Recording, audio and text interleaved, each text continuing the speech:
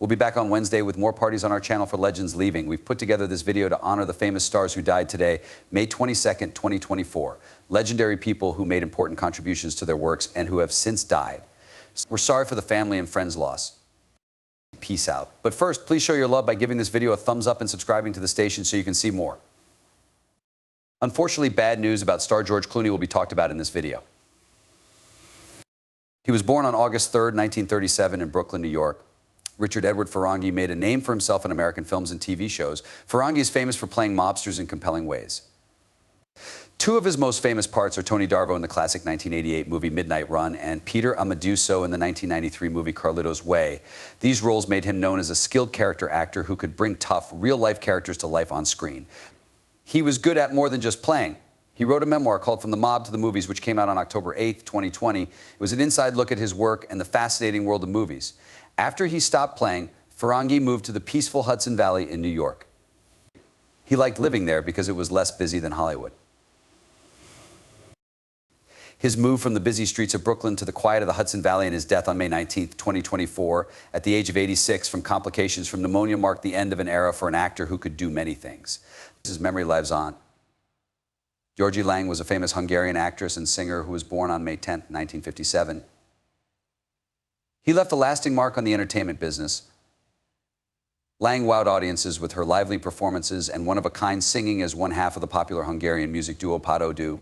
The pair's music, with its catchy tunes and clever lyrics, became an important part of Hungarian pop culture and won them a lot of loyal fans. Lang was well known in Hungarian theater and film, but she was also very good at acting, which showed how versatile and deep she was as a performer. Throughout her life, her contributions to the arts were praised, and she stayed an important figure in Hungary's cultural life. Sad to say, György Lang died on May 20th, just 10 days after her 66th birthday because of problems with a long-term sickness. Her death ended an amazing career, but her songs and performances live on and inspire artists and fans today and in the future. Jan Andrzej Paweł Kaczmarek was a famous Polish composer who lived from April 29th, 1953 to May 21st, 2024. He was best known for his work in film music. A notable work of his is the score for Finding Neverland 2004, which won him an Oscar. Other notable works include music for Hachi, A Dog's Tale, Faithful, and The Visitor. He was born in Konin, Poland, and learned music from a very young age. He then went to Adam Mickiewicz University in Poznan and got a law degree. He started the Orchestra of Music and worked with Jerzy Grotowski's Theater Lab in the late 1970s. In 1989, Kaczmarek went to Los Angeles. In 1992, he won the Drama Desk Award for Outstanding Music in a Play there. His music was released by big labels, and he played shows all over the world. He got the Academy Award for Best Original Score for Finding Neverland in 2005 and was nominated for and won many other awards for his work. Kaczmarek also wrote important works for Polish national events like the Cantata for Freedom and the Oratorio 1956. The Institute Rozbudek was set up by him in 2005 to help up-and-coming actors and musicians. In 2015, Kaczmarek was given the Knight's Cross of the Order of Polonia Restituta. He also started the Transatlantic Festival in Lodz. He won the Lifetime Achievement Polish Film Award in 2023. Kaczmarek died in Krakow on May 21st, 2024 at the age of 71. He had multiple system atrophy and left a lasting impact in the arts. Akira Nakao was a famous Japanese actor, TV host, and artist from Kisarazu, Chiba. He was born on August 11th, 1942, and died on May 16th, 2024. Nakao's work spanned many genres and platforms, and he was represented by the Furutachi Project Agency. He went to Kisarazu High School in Chiba Prefecture and then Musashino Art University, but he quit in 1963 to study in Paris. When he got back to Japan in 1964, he joined the Mingei Theater Company and studied under Jukichi Uno. In 1971, he went independent. Nakao had a long and successful acting career that included famous parts in Jidai Geki, period plays, and modern dramas. He was best known for playing Tokugawa Minaharu in Abarenbo Shogun for 20 years. He was in 5 films in the Gokudo no Anatachi series, 6 Godzilla films, and Juzo Itami's 1992 movie Minbo, The Gentle Art of Japanese Bribery. Nakao got the Tokyo Sports Film Award for Best Supporting Actor in 2015 for his part in Reizo and The Seven Henchmen as well. Nakao got married to actress Shino Ikonami in 1978. In 2008, the couple won the Nice Couple Award. As well as acting, Nakao studied pottery with Masaki Kosugi in Karatsu Saga starting in 1988. People in Japan looked up to him because he had many skills and made important advances to the arts. The news came out on May 22nd, 2024 that Nakao had died on May 16th from heart failure. His death marked the end of a long end. A successful career that had a big effect on films, TV, and the arts. Nakao's concerts and other works of art will always be remembered. The Smiths' bassist with a touch of melody, Andy Rourke, made a huge impact on the music world. His name is linked to the famous bass lines of the band The Smiths from the 1980s. Rourke was admired as one of the best bassists of his time because of the unique funk-inspired style he used. Rourke joined the Smiths after their first show, and his skill was felt throughout all of their albums. After the band broke up in 1987, he continued to work with lead singer Morrissey on some early solo projects. Rourke's singing career went beyond the Smiths. He has worked with Sinead O'Connor and the Pretenders, among others. He was also an involved member of supergroups like Freebase and Dark, which showed how versatile he was. Rourke died of pancreatic cancer in 2024 when he was 59 years old. He was born in Manchester and loved music from a very young age. He became friends with Johnny Marr, who would later be in his band when they were both in school. Their love of music led to a lasting friendship. Initially, Rourke learned to play the guitar, but later switched to the bass, which became his artistic voice. After dropping out of school at age 15, he worked at different jobs and practiced music in different bands. His problems with drugs got worse as the Smiths' fame grew, though. In 2009, Rourke moved to New York City and stayed there until he died. He fell in love and married Francesca Moore in 2012. Because he had a personal connection to cancer, Rourke did a lot to help raise money for research by putting together charity shows under the name Versus Cancer. There were tributes to Rourke's unique ability and impact, and Marr talked about their close friendship and Rourke's amazing musical talent.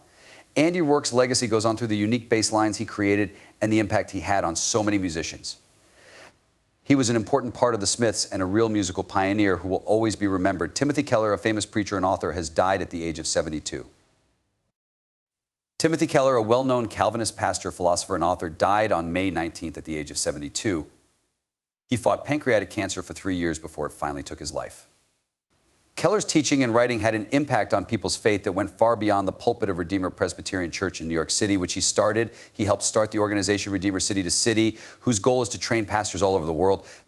He wrote a lot, and many of his books were bestsellers. Like The Reason for God and Prayer, these books talked about faith and Christian life in a way that both believers and skeptics could understand. He also spent his whole life serving others. Keller was a preacher in Virginia before he moved to New York. There, he was very involved in efforts to start new churches. He was also a professor at Westminster Theological Seminary, where he and his wife, Kathy, were involved in urban ministry. This experience made his desire to help others even stronger. Keller's fight with cancer changed the way he prayed in a big way. It made him face death and grow in his faith. He was forced to be still in the middle of a normally busy life, which made him think more deeply about his faith and pray. Keller's life and work were honored at Legacy of Inspiration, a memorial service held at St. Patrick's Cathedral in Manhattan. His wife, Kathy, told everyone that he was buried at St. Michael's Cemetery in Queens. Theological writings by Timothy Keller, work that made a difference, and a life spent sharing his faith with everyone are all things that he leaves behind. Peggy Lee, a pioneering fighter, leaves her mark on the ring. Peggy Lee Fowler, also known as Peggy Lee Leather, Lady X, and Thug in wrestling, died on May 22nd. She was 64 years old. She was a real pioneer in the world of professional wrestling for women, and her career lasted over 30 years in a number of different promotions. Peggy Lee's career began in the 1980s when she started wrestling in the top-level World Wrestling Federation, WWF. Her run as a tag team partner with Wendy Richter helped her find her place. Together, they went up against Velvet McIntyre and Princess Victoria for the WWF Women's Tag Team Championship, a job built up through promotions.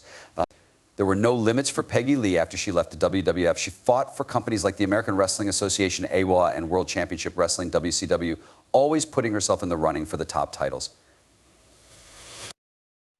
A memorable fight happened between her and Medusa McKelly in the AWA. And she even wrestled as Lady X in the Ladies Professional Wrestling Association and won the title. Later years and a lasting impact. While fighting for David McLean's Women of Fighting WOW in the 1990s, Peggy Lee went by the name Thug. There, she kept fighting with Selena Majors, adding another scene to their long-running fight. In addition to competing in the ring, Peggy Lee and Majors, her foe, who became a trainer, were very important in developing new fighters. Wrestling for women came to an end when Peggy Lee retired in 2013. Her dedication to the sport in its early years paved the way for women to fight in the future. The fact that she was in an 8-woman tag team match at Wrestle Reunion 2005 shows how respected she is by her peers.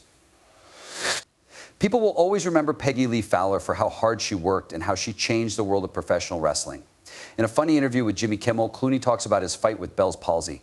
But a few weeks ago, George Clooney talked on Jimmy Kimmel Live about a health problem he had when he was a teenager. The 61-year-old actor said he was diagnosed with Bell's palsy, a disease that makes muscles in the face weak for a short time.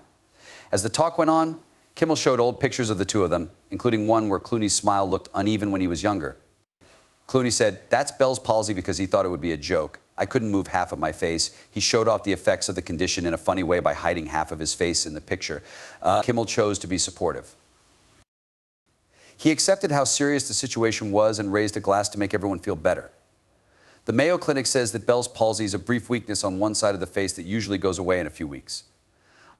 The reason is still unknown, and it doesn't happen very often.